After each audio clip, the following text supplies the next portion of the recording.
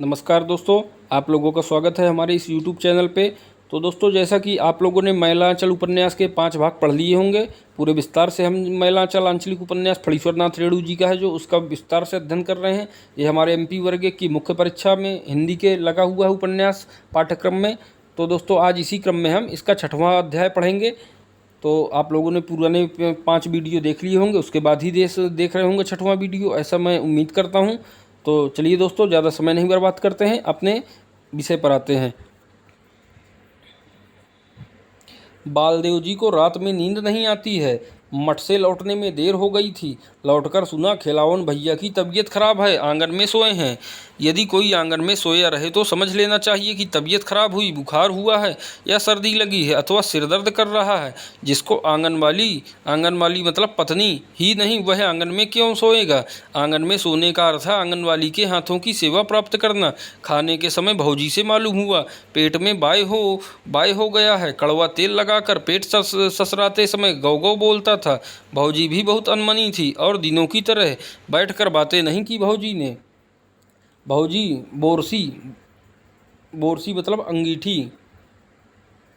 अंगीठी के पास बैठकर हुक्का पीती रहती थी। बालदेव जेल की गप सुनाता रहता। बालदेव जी आज पंचायत की गप भौजी को सुनाते, लेकिन आज गप जमाने की लक्षण नहीं देखकर बालदेव जी सोने चले गए। नींद नहीं आती है। जेल का बीटी कंबल आज बड़ा गड़ रहा है। खद्दर की धोती मैली हो जाने पर बहुत ठंडक हो जाती है। बार बार लक्ष्मी दासिन की याद आती है। आते समय कह रही थी, आज यही प्रसाद पा लीजिए बालदेव जी। प्रसाद, लक्ष्मी के शरीर का सुगंध। आज माँ की भी याद आती है। गांव के लोग बालदेव को टुरवा कहते थे। सुनकर माँ बहुत गुस्सा होती थी। बाप के मरने से कोई टूअर का दोस्तों अर्थ है अनाथ, टूअर नहीं होता। बाप मरे तो कुंवर, माँ मरे तो तब टूअर। मेरा बालदेव तो कुंवर है, मेरा बालदेव टूअर नहीं। ऐसा लगता है माँ ने अभी तुरंत ही पीठ सहलाई है। माँ के मरने के बाद बालदेव बहुत दिन तक अजूधी भगत की भैंस चराता था। अजूधी भगत की याद आते ही बालदेव की देह सिहर उठती थी। कैसा पिशाच था बुढ़ा। बूढ़ी तो और भी खटास थी। खेक सियारी का दोस्तों अर्थ है लोमड़ी। खेक सियारी की तरह हरदम खेक खेक करती रहती थी। दिन भर भैंस चराकर आने के बाद बालदेव की उंगलियां भगत का देह टीपते टीपते दर्द करने लगती थी। आंखें नींद से बंद हो जाती थी, लेकिन जरा भी ऊँघे की चटाक, उस बूढ़े की उंगलियों की चोट बड़ी बड़ी कड़ी होती थी। बालदेव ने बचपन से ही मार खाई है, थप्पड़, छड़ी और लाठी की मार। शायद सूखी चमड़ी की चोट ज़्यादा लगती है, लेकिन रूपमती का कलेजा मोम का था। वैसे बेदर्द माँ बाप की बेटी वैसी दयालु कैसी हुई, समझ में नहीं आता है। बूढ़े बूढ़ी को रात में नींद नहीं आती थी। आध पहर रात को ही भैंस चराने के लिए जगा देता था। आध पहर रात होते ही पीपल के पेड़ पर उल्लू अपनी मनहूस बोली में कचकचा उठता था और इधर बूढ़ा ठीक उसी तरह की आवाज़ में चिल्ला उठता, रे टुरवा, भोर हो गई, भैंस खोल। रूपमती कभी टुरवा नहीं कहती थी। छोटा सा नाम बल्ली उसका दिया हुआ है। 4 सेर सुबह और 3 सेर शाम को दूध होता था, लेकिन बुढ़िया कभी सितुआ भर घोल भी नहीं खाने देती थी। रूपमती रोज चुरा कर भात के नीचे दूध की थाली रख देती थी। बूढ़ा बूढ़ी का जमाया हुआ पैसा आखिर डकैत ही ले गए।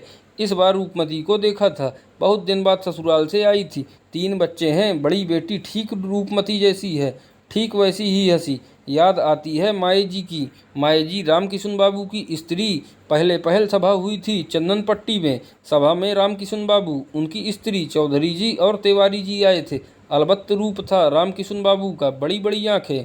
भाखन देते थे जैसे बाघ बर गरजे।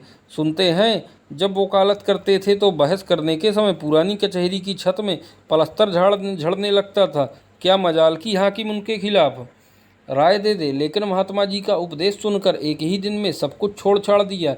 स्त्री के साथ गांव गांव घूमने लगे। माए जी के पाँव की चमड़ी फट गई थी, लहू से पैर लथपथ हो गए थे। लाल उड़हुल। माए जी का दुख देखकर, रामकिशन बाबू का भाखन सुनकर और तिवारी जी का गीत सुनकर वह अपने को रोक नहीं सका था। कौन संभाल सकता था उस टान को। लगता था कोई खींच रहा हो। गंगा रे जमुनवा की धार, नैनवा से नीर बही। फूटल भरथिया के भाग, भारत माता रोई रही। माए जी के पाँव की चमड़ी फट गई थी, भारत माता रो रही थी। वह उसी समय रामकिशन बाबू के पास जाकर बोला था, मेरा नाम सूराजी में लिख दीजिए। उस दिन की सभा में 3 आदमियों ने नाम लिखाया था, बालदेव, बावनदास और चुन्नी गुसाई। चौधरी जी उसे जिला ऑफिस में ले आए थे। माई जी बराबर ऑफिस जाते थे, कभी गुस्सा होते नहीं देखा माई जी को। जब बोलती थी तो हंसकर। एक बार देहात से लौटते समय उसको बुखार हो गया था, देह जल रही थी, सिर फटा जा रहा था, कोई होश नहीं। रात में आँख खुली तो जी बड़ा हल्का हुआ। कैसे हो बालदेव भाई? कौन? बावन। गर्दन उल्टा कर देखा, माई जी पास ही कुर्सी पर बैठी हुई है। कैसे हो? बोलो। बुखार था तो देहात क्यों गया था? सो माथे पर हाथ रखते हुए माई जी बोली थी, बुखार उतर गया है। माई जी के हाथ रखते ही नींद आ गई थी। दूसरे दिन बावनदास ने कहा, माई जी को जैसे ही मालूम हुआ कि तुमको बुखार है, वैसे ही मुझे लेकर ऑफिस गई। जंतर, जंतर का दोस्तों अर्थ है थर्मामीटर। जंतर लगाकर बुखार देखते ही चिल्लाने लगी, पानी लाओ, पंखा दो। उसी समय से माथे पर पानी की पट्टी देती रही। 12 बजे रात तक। भगवान भी कैसे हैं, अच्छे आदमी को ही अपने पास बुला लेते हैं। 2-3 साल के बाद भी रामकिशन बाबू एक ही दिन में बुखार में स्वर्गवास हो गए। हे भगवान! उस दिन माई जी की ओर कौन देख सकता था? देखने की हिम्मत नहीं होती थी। माई जी का उस दिन का रूप, गंगारे जमुनुआ की धार, नैनवा से नीर बही। फूटल भरतिया के भाग, भारत माता रोई रही। सचमुच सबों के भाग फूट गए। श्राद्ध के दिन से जिला ऑफिस का नाम हो गया रामकिशन आश्रम। श्राद्ध के दूसरे दिन ही माई जी काशी जी चली गई। गाड़ी पर चढ़ने के समय पैर छूकर जब प्रणाम करने लगा था तो माई जी एकदम फूट फूट कर रो पड़ी थी, ठीक देहाती औरतों की तरह। बावनदास को माई जी ठाकुर कहती थी। हमार ठाकुर रे। धरती पर लौटते हुए बावनदास को उठाते हुए माई जी बोली थी, महात्मा जी पर भरोसा रखो, वह सब भला करेंगे। महात्मा जी का रास्ता कभी मत छोड़ना। पता नहीं माई जी कहाँ है। आंसू की गर्म बूंदें बालदेव की बाहें पर ढुलक कर गिरी। माँ रूपमती, माई जी और लक्ष्मी दासिन। माई जी जैसी ही लक्ष्मी भी भाखिन देना जानती है। लक्ष्मी भाखन दे रही है। विशाल सभा, जहाँ तक नजर आती है आदमी ही आदमी दिखाई पड़ते हैं। बांस के घेरे को तोड़कर लोग मंच की ओर बढ़े आ रहे हैं। मंच पर बालदेव के बगल में लक्ष्मी बैठी है। लक्ष्मी के भी पैर की चमड़ी फट गई है। मंच की सफ़ेद चादर पर लहू की बूंदें टप टप गिर रही हैं। लक्ष्मी भाखन दे रही है। कौन? हरगौरी।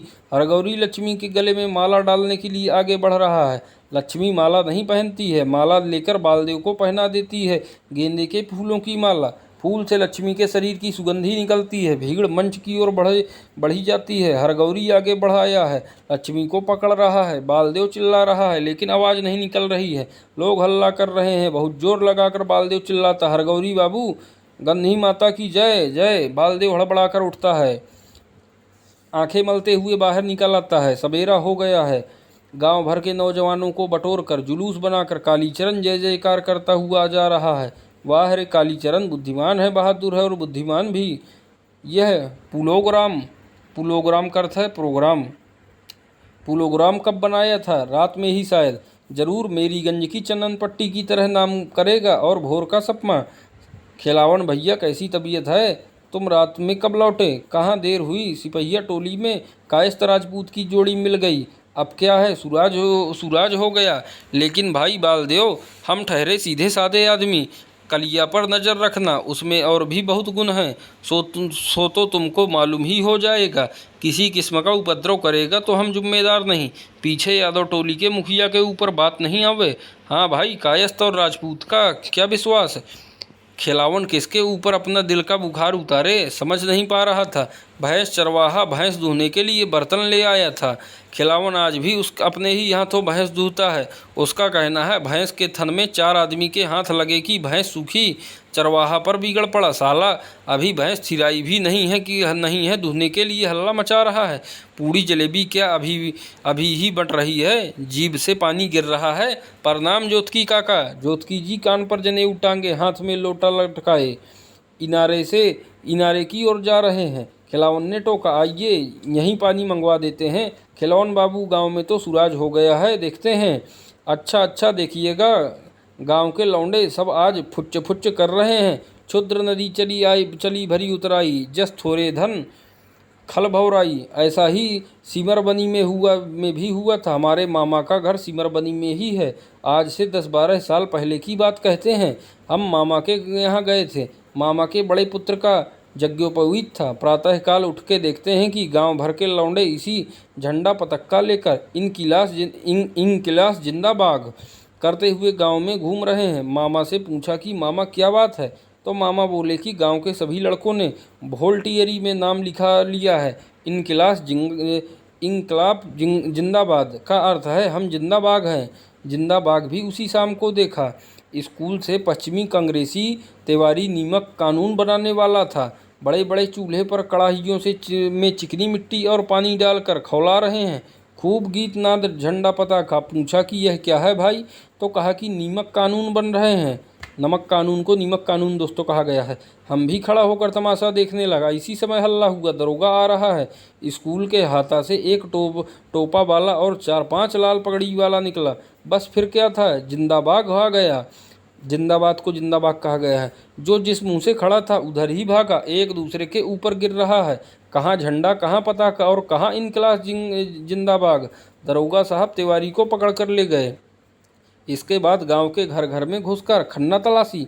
गांव के सभी जिंदाबाद माद में घुस गए। सुनने में आया कि जब कांग्रेसी राज हुआ तो फिर घर घर में वोल्टियर घर घर आने लगा। कांग्रेसी राज है, कांग्रेसी राज का मतलब कांग्रेसी राज हुआ तो घर घर में वोल्टियर घर घर आने लगा। फिर इनकलाब जिंदाबाद।